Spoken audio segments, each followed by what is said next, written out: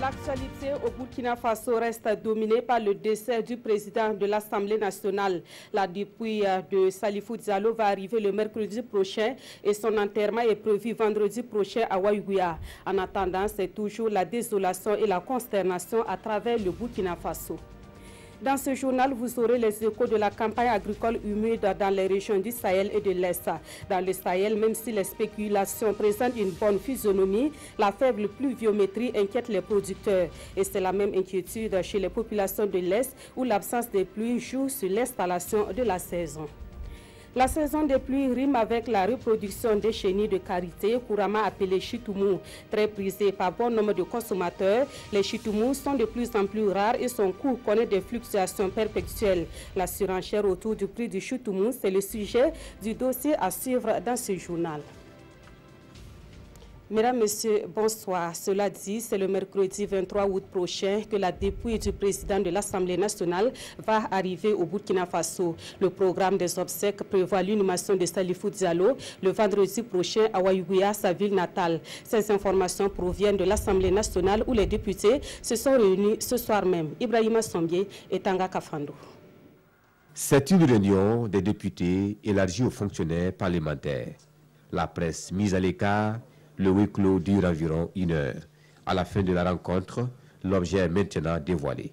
Il s'agissait de se donner en famille toutes les informations ayant trait à l'organisation des obsèques du président de l'Assemblée nationale, Dr Salifou Diallo. D'abord, dès demain, lundi à 10 h, nous allons recevoir son Excellence, Monsieur le Président du Faso, ici même à l'hémicycle, qui va ouvrir un livre de condoléances au nom de notre président, Dr Salifou Diallo, pour les témoignages de la République, pour les témoignages des présidents d'institutions, pour les témoignages de tous les citoyens, de tous ceux qui ont connu et aimé le président Salifou Diallo. Je pense que dans peu de temps, vous aurez le chronogramme officiel. Dois-je vous dire qu'en principe, la dépouille arrive mercredi aux environs de 16 h et l'inhumation est prévue pour se tenir à Ouaïgouya le vendredi. Donc vous aurez tout un chronogramme précis parce qu'il y aura également des hommages dus à son rang. C'est le Palais des Sports qui a été retenu pour faire ces hommages et bien sûr avec un passage obligé à l'hémicycle, ici au Parlement. Une délégation de l'Assemblée nationale se rendra à Paris pour participer au rapatriement de la dépouille. Et pendant ce temps, les réactions se poursuivent à travers le pays. Nous prenons la direction de Ouaïgouya où c'est toujours la consternation après la disparition du président de l'Assemblée nationale. Dans la ville natale de Salifou Diallo, ses camarades politiques sont plongés dans la tristesse, mais ils tentent de se consoler et s'encouragent pour poursuivre les œuvres de l'illustre disparu. Alexandre Zagré, Beleman Herman Toui. Tristesse, amertume et compassion sont les sentiments qui se lisent sur les visages des militantes et militants du MPP, Mouvement du Peuple pour le Progrès, en ces moments douloureux de la disparition de leur camarade Salifou Diallo. Ici, au siège du parti majoritaire à Ouaïgouya, une délégation du bureau exécutif national est venue témoigner sa compassion et sa solidarité aux camarades militants profondément affligés. Un grand homme d'État. C'est un bâtisseur, c'est un grand homme politique, c'est un grand combattant, c'est un visionnaire et qui, en tout cas, aura marqué pendant son séjour ici-bas l'histoire politique du Burkina Faso. Même reconnaissance de l'engagement et de la grandeur politique de l'homme du côté de ses alliés et adversaires politiques de la ville. C'est un monstre de la politique, excusez-moi l'expression, et sa mort est prématurée parce que le contexte actuel aurait voulu qu'il soit là, parce que tout le monde sait que c'est un maillon essentiel du parti au pouvoir aujourd'hui. Vraiment, je trouve que les Yatanga, le grand nom, le Burkina, a perdu un homme valeureux, un homme courageux, un homme qui avait des stratégies politiques hors pair, un homme généreux, mais il avait aussi, c'est normal, c'est comme quelqu'un l'a dit, sa qualité dépassait ses défauts. Salifou Diallo s'en est allé, mais sa brillante carrière politique doit constituer un tremplin pour ses camarades militants afin que ses œuvres ne restent point inachevées. Foi du bureau exécutif national du MPP. Et tout comme à Ouayouguya, le décès de Salifou Diallo a moralement touché les citoyens à travers le Burkina Faso. Ils sont nombreux à regretter cette disparition et à compatir à la douleur de la famille et du parti de l'illustre disparu. De Fada Agawa en passant par Bobo Dioulasso, c'est l'émotion et la consternation aussi bien chez les citoyens que chez les acteurs de la scène politique. Écoutons quelques réactions recueillies dans ces différentes villes. Nous étions 75 ensemble pour créer le MPP. Et Salif Diallo, je vais dire qu'il était un peu le moteur. En tout cas, pour moi, c'est un homme. Un homme de valeur que nous avons perdu comme ça. C'est vrai que certains ne l'aiment pas, parce qu'il a des réactions un peu épidermiques par endroits. Mais si c'est le développement du pays, Salif est dedans. Nous, on les appelle les casseurs en politique. Là où les gens sont durs, c'est Salif qu'il faut mettre là-bas. Il va vous remuer, ça va vous troubler, mais vous allez finir par reconnaître que ce garçon-là est un homme. Quand j'ai appris la nouvelle, je ne sais pas, c'était comme si c'était la foudre qui s'est abattu sur moi. Je dis que c'est une autorité, une grande autorité, d'une très grande valeur, qui aime son pays. C'est triste pour le Burkina, mais l'homme a des qualités et il a aussi les défauts. Salif Diallo était un combattant très courageux, qui était ferme. On en est cheminé ensemble, politiquement. C'est regrettable quand même, vraiment, qu'il nous soit quitté à pareil moment. Pour moi, c'est le jour le plus triste de ma vie. Je pense que le président Salif Diallo était un homme exceptionnel sur le plan politique, social et humain. Quand un responsable nous abandonne comme ça, en tout cas c'est regrettable parce qu'il n'a pas eu le temps de dévoiler tout son programme au profit de tous les Burkinabés. C'est regrettable. C'est avec vraiment beaucoup de regrets que l'ensemble des camarades MPP de Bobo Dioulasso ont appris la nouvelle. C'est une triste nouvelle, c'est un Bobo qui vient de tomber et que, paix à son âme, c'est un homme engagé, un homme qui sait ce qu'il veut faire, un homme qui a la détermination avec beaucoup d'action. Ce qu'il faut noter aujourd'hui, il a atteint son objectif. Et le seul objectif qu'il n'a pas pu atteindre, c'est le passage de la 4e République à la 5e République. Connaissant l'homme, pour tout ce qu'il représente aussi, ce qu'il fait sur notre scène politique, j'avoue que c'est vraiment avec beaucoup de douleur, beaucoup de douleur que j'ai appris cette nouvelle-là. J'avoue que c'est une perte énorme pour notre pays. Salifou Diallo était un humaniste, une personnalité d'une générosité débordante. Ce qu'il a fait pour le développement de la ville de Bobo Dioulasso et partant du Burkina Faso, on ne peut pas tout dire. C'est grâce à lui que beaucoup de chantiers ont vu le jour ici. Et à chaque passage à Bobo Dioulasso, il venait nous saluer.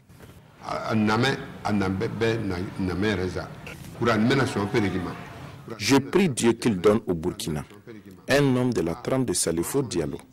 Je demande également au Tout-Puissant d'apporter la paix et le réconfort dans sa famille et dans tout son entourage. Paix à l'âme des disparus.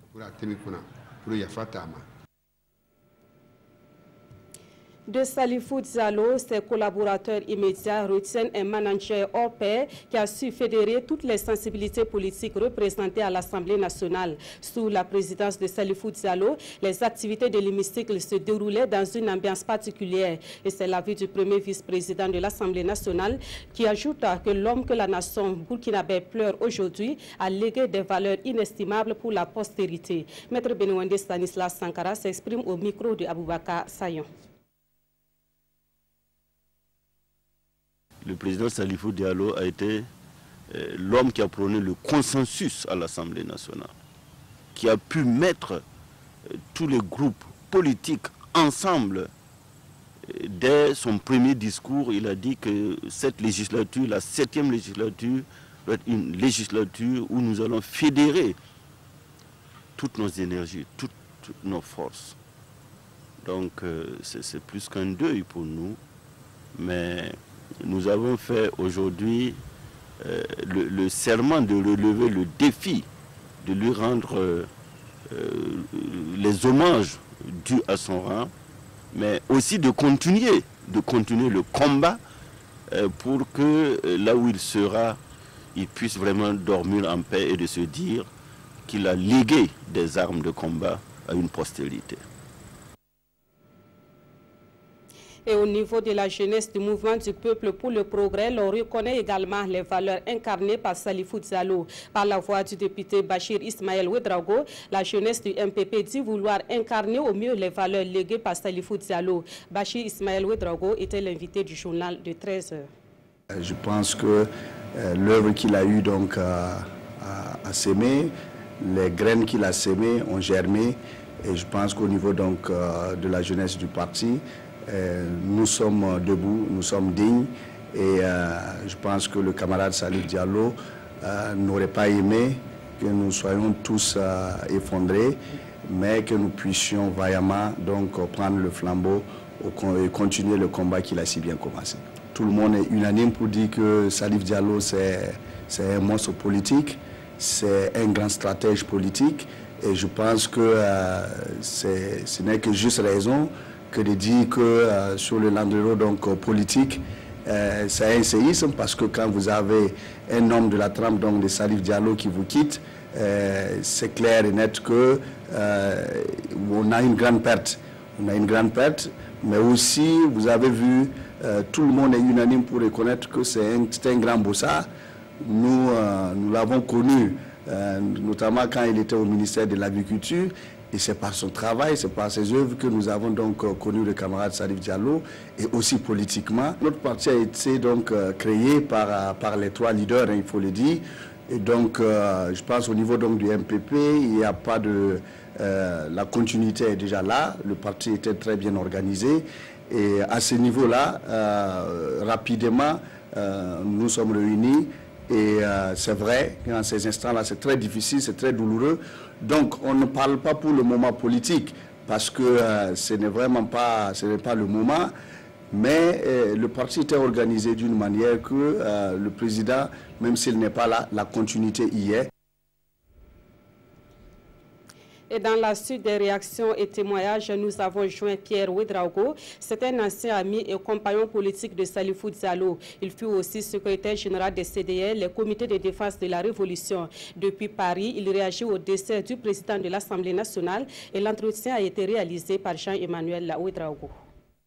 Quel témoignage vous pouvez nous apporter par rapport en tout cas au parcours de M. Salifou Diallo? On sait que c'était votre compagnon, vous avez été un témoin privilégié de son parcours politique.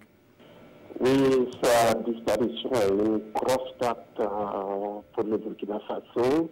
Je l'ai connu quand il venait de quitter l'université. Nous avons rejoint pour engager le combat sous la bannière du Conseil national de la Révolution avec Thomas Sankara. C'est un militant qui s'est distingué à la fois par sa détermination et surtout sa force de proposition. Pour Salif Diallo, il n'y a pas de problème sans solution. Les problèmes ne sont qu'une opportunité de trouver plusieurs solutions. Et cette approche positive faisait de lui un leader naturel, parce que les leaders doivent toujours trouver des solutions aux problèmes qui se posent pour que les autres le suivent. Il est aussi très important de souligner sa grande capacité de travail.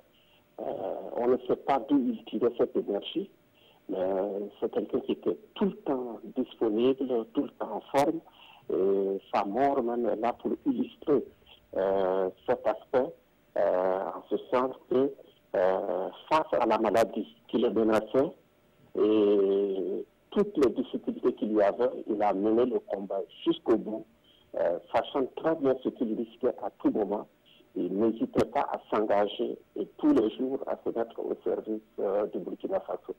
Merci beaucoup, M. Ouedraogo, pour ce témoignage. Merci.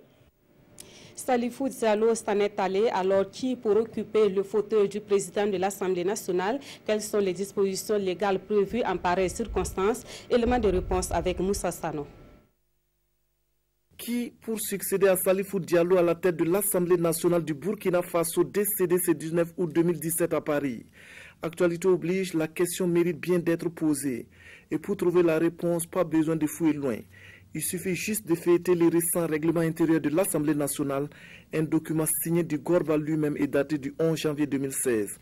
Dans ce document, intéressons-nous au chapitre 3 intitulé « Bureau de l'Assemblée nationale, composition, mode d'élection, vacances ». À l'article 17, alinéa 1, il est écrit « En cas de vacances survenues dans le bureau par suite des décès, il est procédé au remplacement du poste au cours de la première séance de la session suivante. » Salifou Diallo décédé, nous sommes bien dans ce cas de figure. Et l'article 17, alinéa 1 précise très clairement qu'en cas de pareille circonstance, il est procédé au remplacement du poste au cours de la première séance de la session suivante. En plus de cet alinéa, l'alinéa 3 du même article ajoute que, en cas de vacance de la présidence de l'Assemblée nationale, par application des articles 91, 92 ou 93 de la Constitution, l'Assemblée nationale élit un nouveau président dans les 15 jours qui suivent la vacance si elle est en session. Dans les cas contraires, elle se réunit de plein droit. Par rapport donc aux alinéas 1 et 3 de l'article 17 du règlement intérieur de l'Assemblée nationale, le remplaçant de Salifou Diallo sera connu soit à la prochaine session du Parlement prévue au mois de septembre ou bien avant. Mais d'ores et déjà, on sait que le poste ne revient pas de plein droit à M. Benouende Sankara, l'actuel premier vice-président de l'Assemblée nationale, quoique en attendant, c'est lui qui devrait assurer l'intérim. Et puis se communiquer à l'occasion de la disparition de son Excellence M. Salifou Diallo, président de l'Assemblée nationale. Le bureau de l'Assemblée nationale informe, mesdames et messieurs, les présidents d'institutions, les membres du gouvernement, les députés, les représentants des missions diplomatiques accréditées au Burkina Faso, les autorités militaires, coutumières, religieuses et l'ensemble des corps constitués de l'État, que son Excellence M. le président du Faso procédera à l'ouverture d'un livre de condoléances le lundi 21 août 2017 à 10h au sein de l'Assemblée nationale. Et c'est un communiqué signé du vice-président de l'Assemblée nationale, Maître Benouende Stanislas Sankara. Voilà donc ce qu'on pouvait dire dans ce journal sur le décès du président de l'Assemblée nationale, décès survenu hier 19 août à Paris, en France. Et je rappelle que la dépouille de Salifou Diallo arrive mercredi prochain et son inhumation aura lieu vendredi prochain à Ouayougouya, sa ville natale. Intéressons-nous à présent au titre de l'actualité. Le ministère en charge de l'agriculture a entamé le suivi de la campagne agricole humide à travers le Burkina Faso. Le 17 août dernier, le ministre Jacob Ouedraogo et son équipe se sont rendus sur quelques champs de la région du Sahel pour constater l'évolution des différentes spéculations. Et le constat est positif dans l'ensemble malgré l'absence de pluie ces derniers temps dans la région du Sahel. Yamba Nakoulma et Sekou Zongo. Le ministre de l'Agriculture et des Aménagements hydrauliques Jacob Ouedraogo à l'école agricole du Sahel. Cette année, la campagne agricole a été lancée le 20 mai dernier avec comme orientation la vulgarisation et le développement des agropoles pour soutenir l'économie nationale. Cette visite de champ entreprise par le premier responsable du ministère en charge de l'agriculture vise non seulement à s'assurer du bon déroulement des activités agricoles, mais aussi à proposer des solutions aux éventuelles contraintes. Nous avons vu les producteurs de semences améliorées, ce qui est une très bonne chose sur 27 hectares. Nous avons de la production de niébé, de la production de mil, de la production du sorgho et les champs se présentent bien. Sur l'ensemble des champs visités, la plupart est au stade de montaison et dans certains cas au stade de piaison comme ici dans ce champ. Ces résultats encourageants s'expliquent par l'adoption de pratiques culturelles modernes telles que les AI et l'utilisation des semences améliorées. Malgré ce satisfecit à mi-parcours, les producteurs de la région du Sahel évoquent des difficultés qui entravent l'activité agricole. Le premier problème, c'est l'affaire des pluies. Deuxième fois, chez les animaux, ça nous dérange trop. Bon, troisième fois, ça manquant de matériel, parce que je cultive avec mon tabac.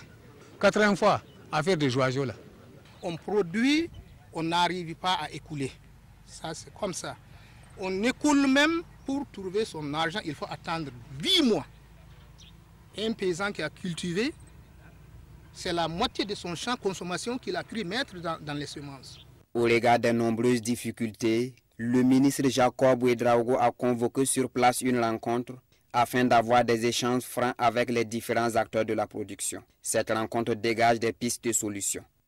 Ce qu'on a vu sur le premier site, pour résoudre le problème du stress hydrique, nous avons souhaité quand même qu'il y ait des bassins de captage pour que nous puissions, en cas de sécheresse, des poches de sécheresse, que nous puissions résoudre le problème du stress hydrique. En dépit de l'absence des pluies ces derniers jours, la campagne agricole dans la région du Sahel se porte bien au regard des champs visités. Jacob Ouedraogo et son équipe ont profité de cette visite terrain pour s'imprégner des réalités du centre de promotion rurale de Djomga.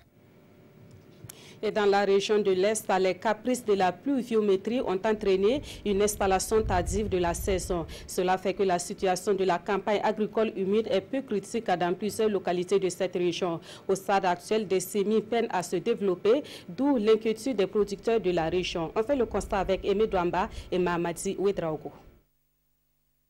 À ce jour 18 août 2017, soit plus de 2 mois après le démarrage de la saison d'hivernage, les agriculteurs de Arbungu et Bilangeri dans la commune de Bilanga, province de la Nyanya, sont inquiets. Pour cause, les pluies se font rares. Ici, cela fait une semaine qu'on n'a pas eu la pluie. Nos cultures ne sont pas bonnes. On ne peut même pas cultiver. Le sol est dur. Vraiment, ce stress hydrique nous inquiète. Même décor dans la Komandjari, province voisine de la Nyanya. À Gaïri et environ, les spéculations comme le mil, le sorgho et le maïs peinent à se développer. À mi-juin, on a eu quelques pluies suffisantes. On a procédé au premier semis. Et un peu vers le début de juillet encore, les pluies sont un peu parties. Et à partir de la deuxième décade de juillet, les pluies ont encore été abondantes. Les gens ont continué les opérations de semis. Et pendant que nous tous on appréciait très bien la campagne, la pluie est partie. L'an passé, à pareille période, on était à 500 et quelques millimètres. Comparativement à cette année, on est à 444. Donc si vous voyez, il y a un déficit. Face à l'irrégularité des pluies, les techniciens de l'agriculture ont développé des méthodes au profit de certains producteurs. On a mis à notre disposition une unité mobile d'irrigation. Donc nous profitons avec ceux qui ont les bassins de collecte dans leurs parcelles. Nous venons pomper l'eau et on irrigue les cultures qui sont en tout cas en stress. Les chenilles avaient attaqué mon champ et les agents de l'agriculture m'ont aidé avec des produits. Après, ils sont venus encore irriguer une bonne partie de mon champ. Je leur remercie. Malgré ces caprices pluviométriques, les producteurs espèrent une bonne récolte à condition que la pluie reprenne avec une bonne répartition jusqu'en fin octobre. Et pour les activités agricoles, le biodigesteur est une technologie qui permet aux producteurs de disposer d'engrais biologiques. Les producteurs qui utilisent le biodigesteur ont vu leur rendement agricole s'améliorer. À côté de cela, cette technologie présente des avantages dans la préparation des plats puisqu'elle remplace le bois de chauffe. Constat dans la famille Nikiema à Bouyounou, c'est une localité située à une quarantaine de kilomètres de Sapui. Konsun Koulibaly et Sanoua Christine Koulibaly. Son sourire est le reflet d'un certain bien-être social. Bien-être social acquis par ce père de famille grâce à l'abnégation au travail implémenté par ses installations, le biodigesteur. Le biodigesteur est un ouvrage en génie civil dans lequel on met de la boue de vache et le crottin de porc et qui nous donne ce qu'on appelle le gaz méthane. Ce qu'on voit qui est circulaire, c'est ce qu'on appelle le bassin d'entrée, là où on met la boue de vache et qui doit faire 30 à 40 jours dans ce qu'on appelle le digesteur. Et ensuite, cette boue va s'acheminer ce qu'on appelle dans des fosses à compost. Donc c'est un système qui est mis en place pour que toute la famille puisse bénéficier, c'est-à-dire le chef de ménage, la femme et puis les enfants pour les études. Et la mère de famille semble être la plus épanouie depuis l'adoption de la technologie en 2014. Entre la réduction de la charge quotidienne et celle de la pénibilité du travail, Madame Nikiema ne tarit pas d'éloges. Il y a une grande différence. Avec le bois, ce n'était pas facile. Tu l'armes tout au long de la cuisson. Avec le biodigesteur, ma santé est préservée. Il a vraiment changé ma vie. Avant, il fallait aller chercher du bois. Tu perds en temps et tu rentres fatigué. Avec cette technologie, même quand tu rentres tard des champs, il suffit d'allumer ton gaz et tu fais la cuisine facilement. Au menu aujourd'hui, des pois de terre. La cuisson est assurée par ce gaz. Pas d'inquiétude à se faire, nous dit Dame Nikiema. Si le chargement journalier de 40 kg de bouse et 40 litres d'eau est assuré, le biodigesteur a une capacité annuelle de production de 28 bouteilles de 12 kg de gaz méthane par an. Du gaz pour la cuisine, mais aussi pour l'éclairage. Moi, personnellement, ça me permet de bosser. Et en plus, la lumière n'a pas d'effet sur les yeux en bossant. Et ça me permet à n'importe quelle heure de bosser. Parce que si j'allume de 19h, même si jusqu'à 2h, 3h du matin, ça fonctionne toujours. On est tellement fiers de la venue du biodigesteur parce que ça nous apporte beaucoup de choses. Fierté, c'est également le sentiment de M. Nikiema qui a vu sa production agricole annuelle passer du simple au double sans aucune particule d'engrais chimiques. Avant, avec l'engrais chimique, j'avais 35 sacs. Mais avec l'engrais bio, j'ai plus de 60 sacs. Une efficacité qui vaut aujourd'hui au biodigesteur Made in Burkina d'avoir droit de citer et surtout de servir d'école dans la sous-région. Voilà le biodigesteur qui pourrait bien remplacer le bois de chauffe dans la préparation des plats à base de chenille de karité, communément appelé chitoumou. Très prisé par les populations du Grand Ouest du Burkina Faso, le chitoumou entre de plus en plus dans les habitudes alimentaires de plusieurs autres communautés. Conséquence, le coût des chenilles est en perpétuelle fluctuation. La surenchère du prix du chitoumou, c'est le sujet du dossier que nous proposent Crépin Pouda, Julien Dambélé et Kadouro Menki. Leur absence dans les marchés et yards de Bobo Dioulasso en cette période de l'hivernage relèverait de l'insolite. Les chenilles, communément appelées chitoumou, sont entrées dans l'habitude alimentaire des populations bobolaises et d'ailleurs.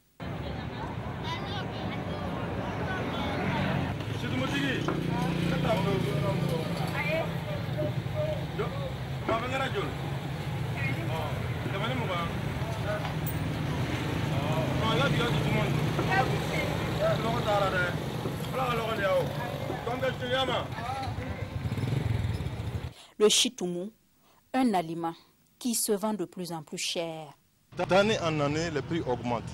Avant, par exemple, quand on était petit, avec 100 francs de chitoumou, vous pouvez être bien content, quoi. Mais maintenant, avec 100 francs de chitoumou, bon, la comparaison n'est même pas faite. Et n'est même pas faite parce que les prix ont augmenté. J'ai quelqu'un qui est arrivé de Ouaga hier, qui ne mangeait pas de chitoumou, que j'ai fait goûter et qui repart aujourd'hui de Ouaga. Et je suis passé ce matin pour prendre une quantité de demande parce que vraiment, on en a raffolé. Là, par exemple, c'est un lot de 1000 francs. 1000 francs, c'est pour là. 3 lots et j'ai pris moi-même une petite quantité pour consommer. Je vends chez nous, ça fait plusieurs années. Quand j'ai commencé, j'ai payé la boîte à 1000 francs, 1500. S'il y en a beaucoup, on paye 500, 300 même. Mais aujourd'hui, la boîte là c'est 3000, 3500. Mais s'il y en a beaucoup, on paye la 700, 750. Une flambée des prix, dictée selon certains grossistes par la loi de l'offre et de la demande. Nous avons suffisamment de clients. Il y a d'autres qui appellent des Ouara, du Mali, on les envoie ça. Ces chenilles qui sont là, si elles sont destinées au Mali, on doit envoyer ça au Mali. Donc ça fait 100 boîtes dans chaque sac comme ça. Donc les boîtes fait quelque chose. Le sac fait environ 150 000 comme ça. Donc nous avons 10 sacs. Les sacs là comme ça, de 100 boîtes là, avec quelque chose de 50 000, souvent même moins 50 000, on pouvait gagner les sacs. Mais aujourd'hui, pour avoir un sac de 100 boîtes comme ça, il faut plus de 100 000 francs. Je vais me ravitailler en brousse avec les ramasseuses. Je mène cette activité il y a plus de 30 ans. À cette époque, on pouvait avoir la boîte à 100 ou 150 francs. Mais aujourd'hui, la même boîte coûte environ 500 francs. C'est devenu cher parce que beaucoup de gens en consomment de nos jours. Moi-même, j'en ai vendu à des clients qui l'emportaient vers les États-Unis et la France.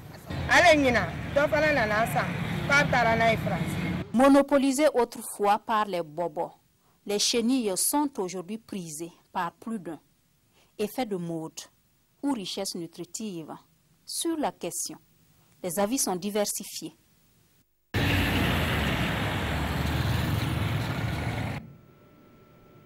Autre point de l'actualité, les acteurs du monde du 7e art réfléchissent sur la coopération cinématographique et audiovisuelle entre le Burkina Faso et les autres pays. La réflexion a été lancée le 18 août dernier au cours d'un atelier à Ouagadougou. Le reportage de Oscar Soulama et Omar Zambri. Et les décideurs du monde de la culture revisitent ici les contenus des différents accords sur le cinéma et l'audiovisuel.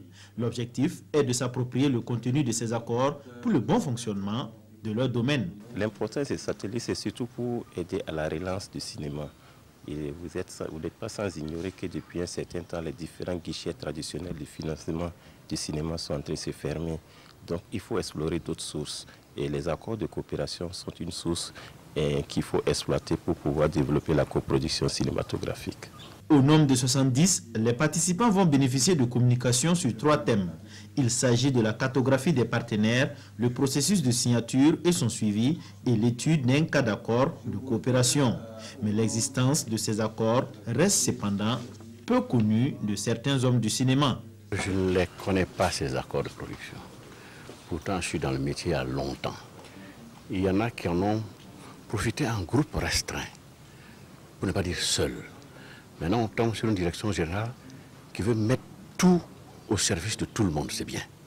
Les résultats qui sortiront de cet atelier vont impacter plusieurs domaines du secteur. À terme, c'est la politique nationale de la culture qui devra être renforcée. Voilà, je porte à votre connaissance le programme général des obsèques de son Excellence, Monsieur le Président de l'Assemblée nationale, Dr Salifou Diallo, un programme qui vient juste de nous parvenir. Mercredi 23 août 2017, 15h, arrivée de la depuis mortière à l'aéroport international de Ouagadougou. Jeudi 24 août 2017 à 7h, levée du corps au domicile familial, suivi du départ du cortège pour le siège du mouvement du peuple pour le progrès MPP, 6 au quartier Ouidi. 7h30, arrivée du cortège au siège du MPP. 8h15, transfert de la depuis mortière à l'Assemblée nationale. 8h45, arrivée du cortège funèbre à l'Assemblée nationale. 8h50, 10 recueillement général de l'ensemble des honorables députés. 10h10, levée du corps à l'Assemblée nationale et départ du cortège funèbre pour le Palais des Sports à Ouaga 2000. 11h, arrivée du cortège au Palais des Sports et début de la cérémonie d'hommage. Cérémonial de l'hommage national à son Excellence, Monsieur le Président de l'Assemblée nationale, Dr Salifou Diallo. Il y aura le passage des différents groupes pour le recueillement selon l'ordre protocolaire ci-après. 13h, arrivée de leurs excellences, Madame et Monsieur les chefs de l'État. allocution d'hommage des délégations étrangères, allocution d'hommage du chef de file de l'opposition, allocution d'hommage de la majorité, discours d'hommage de monsieur le premier vice-président de l'Assemblée nationale, discours d'hommage de son excellence monsieur le premier ministre chef du gouvernement, cérémonial de décoration à titre posthume, sonnerie aux morts, recueillement de leurs excellences mesdames et messieurs les chefs d'État, exécution de l'hymne national chanté au cœur. 14h, fin de l'hommage national. 14h10, départ du cortège funèbre pour Wayouya, ville natale de l'illustre disparu. 17h30, arrivée de la dépouille mortuaire à Wayouya. 20h jusqu'à 7h, veillée de prière avec l'ensemble des corps constitués de la région, les membres de la famille et l'ensemble des invités. Vendredi 25 août 2017, cérémonial d'inhumation, 8h, levée du corps pour la place de la nation de Wayouya, hommage populaire, défilé militaire des forces de défense et de sécurité devant la dépouille mortuaire en hommage à l'illustre disparu, départ du cortège funèbre pour la mosquée, prière musulmane et puis retour du cortège funèbre pour le domicile de défunt, oraison funèbre, sonnerie aux morts, inhumation, prière et doigt. Fin des obsèques. Que son âme repose en paix. Et puis, à l'occasion de la cérémonie d'hommage national à son Excellence Dr Salifou Diallo, président de l'Assemblée nationale, la direction générale du protocole d'État convie l'ensemble des corps constitués de l'État et les membres de leur délégation le jeudi 23 août 2017 à partir de 8h dans l'enceinte du Palais des Sports, 6 à Ouaga 2000. Leur limite d'arrivée est fixée à 10h30 et c'est un communiqué signé du directeur général du protocole d'État, ambassadeur Raymond Balima. Disons à présent un mot sur l'actualité à l'étranger. En Irak, les forces gouvernementales mènent une bataille pour reprendre Tal Afar. La ville est toujours entre les mains du groupe État islamique. L'assaut lancé hier soir est appuyé par la coalition internationale. En Irak, la bataille de Tal Afar a débuté dans la nuit de samedi à dimanche.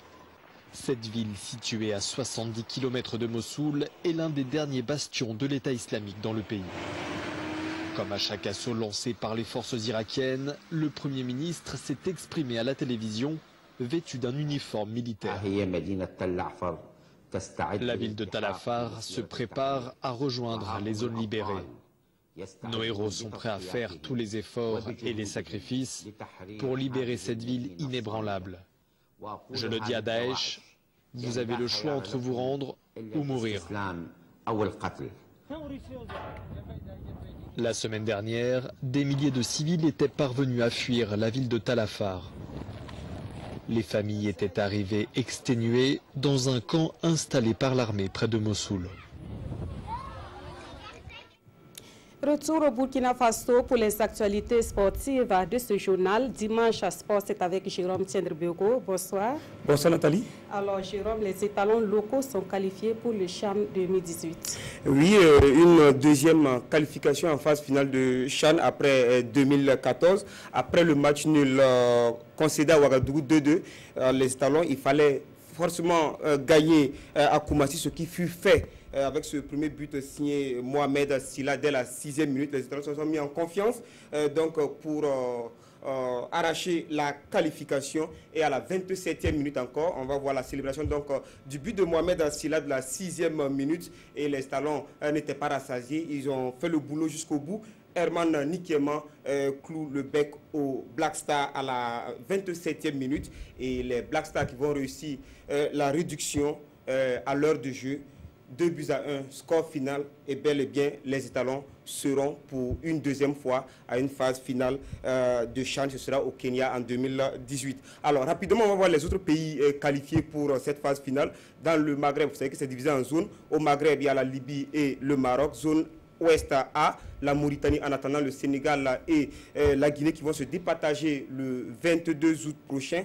Zone Ouest B, le Nigeria, la Côte d'Ivoire et bien entendu le Burkina Faso. Zone Centre, Congo, Cameroun et Guinée équatoriale. Zone Est, Ouganda, Soudan et zone Sud, Zambie, Angola et Namibie. Alors on va rapidement écouter ce que le président de la Fédération burkinabé de football a dit aux joueurs juste avant le coup d'envoi. C'était au micro de nos envoyés spéciaux Issa Ouedraogo et Mahamadi Wina. On a connu des attentats lâches et ignobles. Ensuite, le président de l'Assemblée nationale que nous venons de perdre. Et j'ai dit qu'il était bon temps pour eux de jouer en pensant un peu à tous ces cœurs meurtris et redonner un peu de sourire à notre pays. Voilà.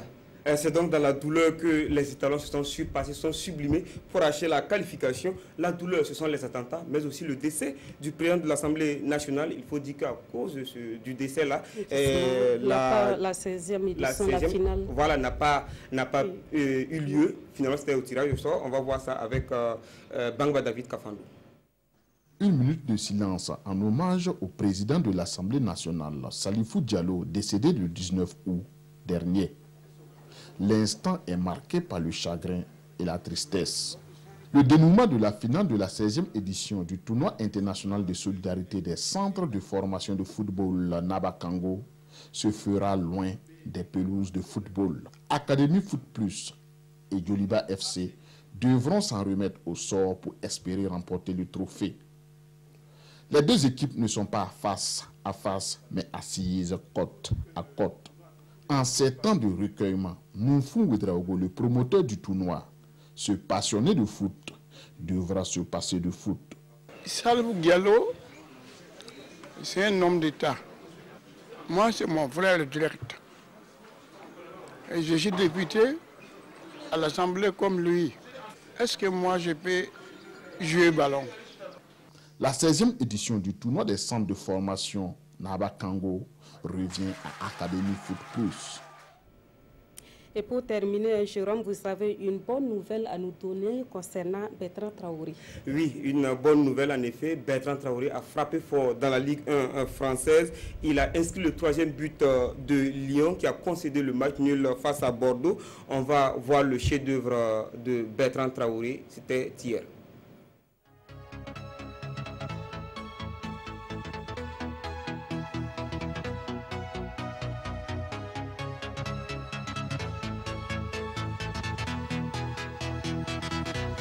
Je place le ballon, je regarde si je vais tirer direct ou pas. Quand j'ai vu le mur, j'ai dit ouais, ça y est, je le prends. Et voilà.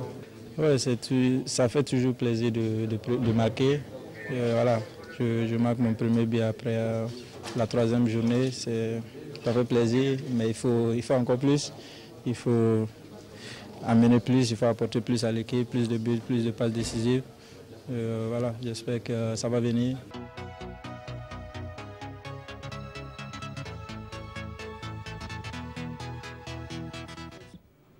Merci. Voilà. C'est une bonne nouvelle pour Paulo Duarte, les Étalons et le Burkina Faso en prélude. Donc au match contre le Sénégal, ce sont les titres que nous allons développer demain. Au magazine des sports sur le coup de 21h. Merci beaucoup Jérôme pour toutes ces informations. Merci aussi à vous d'avoir suivi ce journal. Passez une excellente soirée sur la RTV.